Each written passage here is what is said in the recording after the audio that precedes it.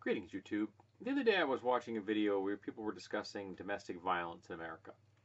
And in the comment section, some pithy misogynist made the comment that the world is a dangerous place. Get used to it.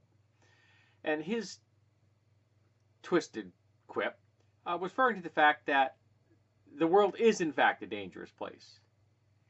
My reply to him was, have you ever wondered why the world is a dangerous place? And I said, and hint, it's men. Because that's the reality. The reality is that almost all the violence in the world, not all of it, almost all the violence in the world is created by men. Whether it's actually attacking someone in assaults, domestic abuse, things like that, or rape.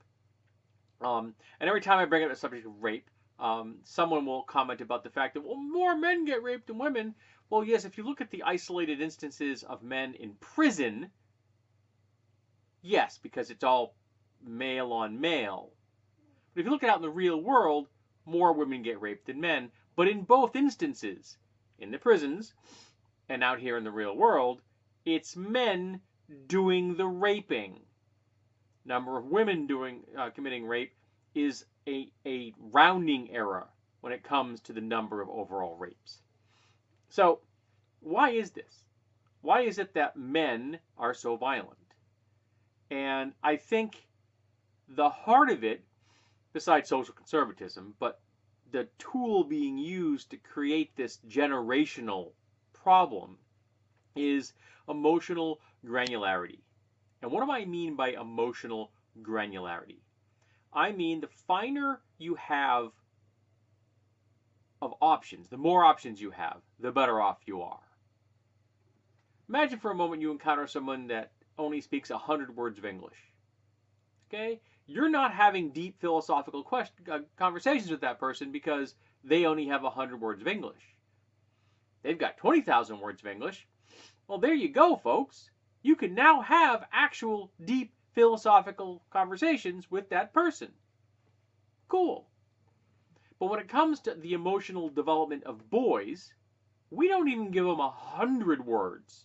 We give them like 10. And all of them deal with anger. We give boys the equivalent of this. And when the only tool you have is a hammer, the world looks like something you can break. And that's the problem. And you're talking to a guy that builds weapons as a hobby. But I understand the difference between a hobby and the real world.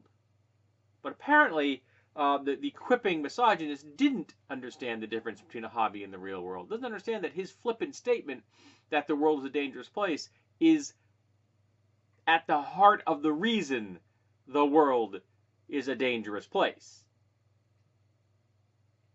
Because we just accept the anger of men as their only legitimate emotional expression, like it's the fucking weather.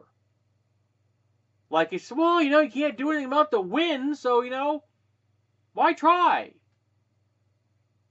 Well, we can do something about giving boys greater emotional granularity, about teaching them from birth how to talk to people, how to use their words. That the entire range of emotions which we normally ascribe to girls and women are available to men. Joy, sadness, crying, everything is available. And that, yes, there are times when anger is the appropriate response.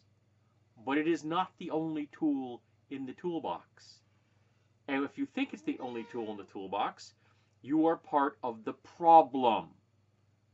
And if you are making flippant statements like, the world's a dangerous place, get used to it, well, there you go. You are part of the problem. You're not helping. So, there's an old saying, lead, follow, or get out of the way. And people that want to continue to perpetuate the primitive tools that we give to boys for dealing with their emotions have abdicated the field to leading. And I can guarantee you, they don't want to follow because they probably think anyone that's talking about emotional granularity in very negative light. I will probably get some of those comments below if they don't get filtered by the word search I've installed in my YouTube channel. So how about you folks just get out of the way and let the people who actually want to change the world help to raise our boys and our girls. Because we have to make sure that everybody understands they have the full range of emotional options.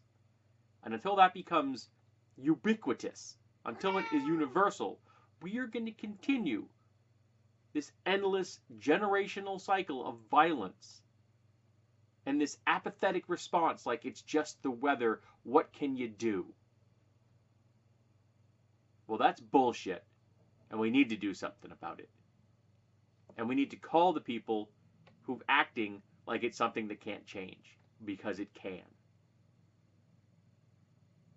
And we need to do it, and we need to do it now. And we need to do it everywhere. It isn't just a Western thing. It isn't just an Eastern thing. It isn't just an atheist or a Christian or a Muslim or a Zoroastrian. It is everybody's job to do this. There are Buddhists out there killing people because they don't like them. So we need to work on this.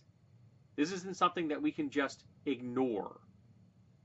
Because if we ignore it, we perpetuate it. At the heart of this is social conservatism. And anger is one of the perpetuators of that. And I'm working on mine, and it's not easy. Because I was raised with that 100-word vocabulary. I'm trying to learn to do better. I'm trying to expand my emotional granularity. Trying to come up with new emotional concepts so I can better grasp and deal with the world. So if I'm willing to do the work, I want everybody else to try too. Because you can do it. It's possible. And we need to save our boys. We need to save our men. And we need to make the world a less violent place.